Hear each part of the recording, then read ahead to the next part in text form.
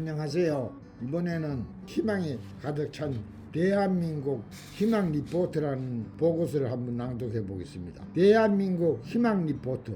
최근 스위스 추리히 대학에서 세계 각국 국민들이 IQ 조사 보고서를 발표했습니다.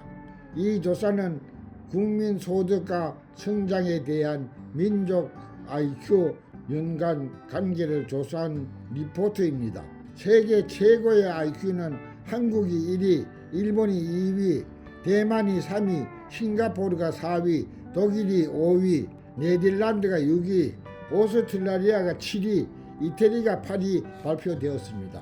1960년대까지는 세계에서 가장 우수한 두뇌를 가진 민족으로 유태인을 꼽았습니다. 그 이유는 세계사에서 동양인이 제대로 등장하기 이전이었기 때문입니다. 유태인이 서양사에 등장하여 유럽의 세계를 장악한 로즈차일드 가문이나 세계 다이아몬드 시장의 90%를 100년 동안 장악했던 오펜하이머 가문이 바로 대표적인 예입니다. 그런데 일본에 이어 대한민국과 중국의 경제 발전이 가속화되면서 평균적인 국민 두뇌를 다시 평가한 결과 유태민족이 훨씬 뒤처지는 것으로 나타난 것입니다. 미국 버클라대 일라이자 교수는 세계의 평균 IQ가 한국이 세계 최고인 이유를 다음에 5가지를 꼽고 있습니다.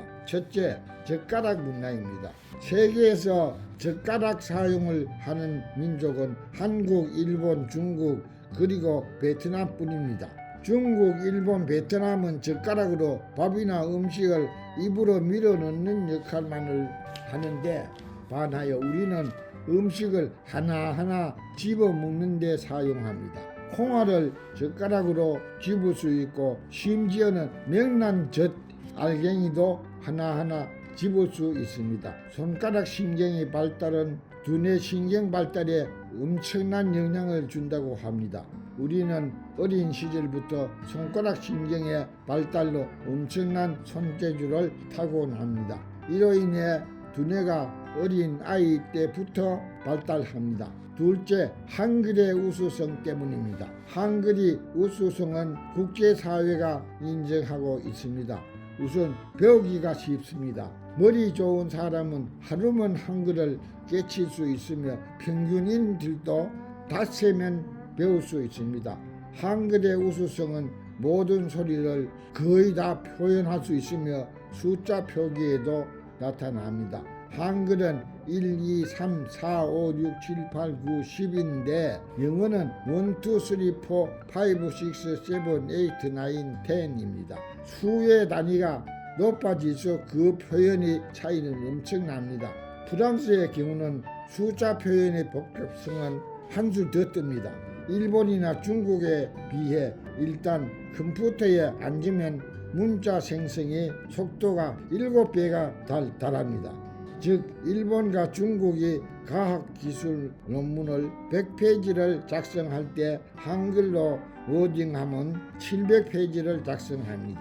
과학기술이 산술, 급수적으로 되는 것은 아니지만 그 생산성이 누적되면 다 설명할 수 없을 만큼 높아집니다. 셋째, 기후와 지세입니다. 지형적 위치로 가장 두뇌가 발달되는 지역은 사계절이 뚜렷한 곳이므로 이미 잘 알려져 있습니다. 더울 때 덥고 추울 때 추운 곳이 가장 살기 좋은 곳입니다. 그렇다고 너무 덥거나 너무 추워도 좋지 않습니다. 특히 산동반도에서는 시작되는 동북아 지역은 모든 식물들이 막가 영양과 약효성이 뛰어납니다. 그래서 중국산 약재보다 한국산 약재가 더 비싸고 품질이 우수합니다. 우리의 인삼이 타의 추종을 불허하는 이유가 여기에 있습니다.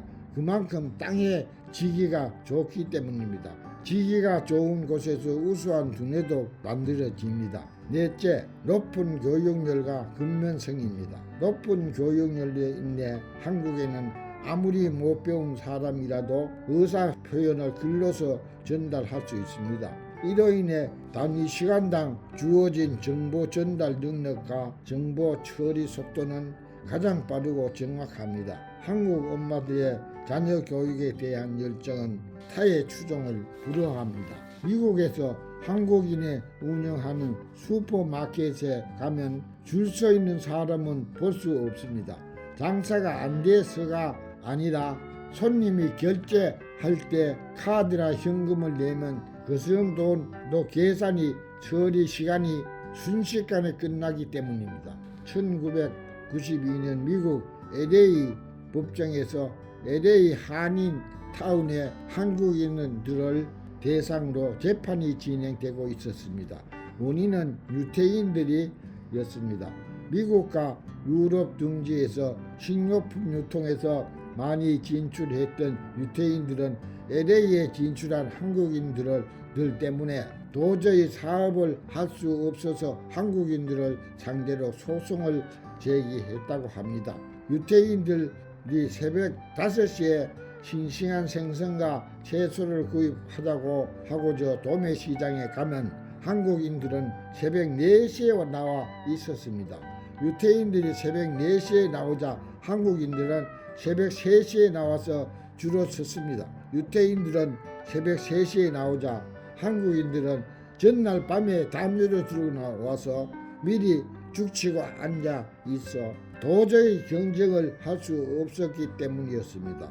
질려버린 유태인들은 이들 한국인 노란 원숭이들 때문에 도저히 사업을 할 수 없다고 공정거래법 위반으로 미국 지방법원에 소송을 제기했습니다.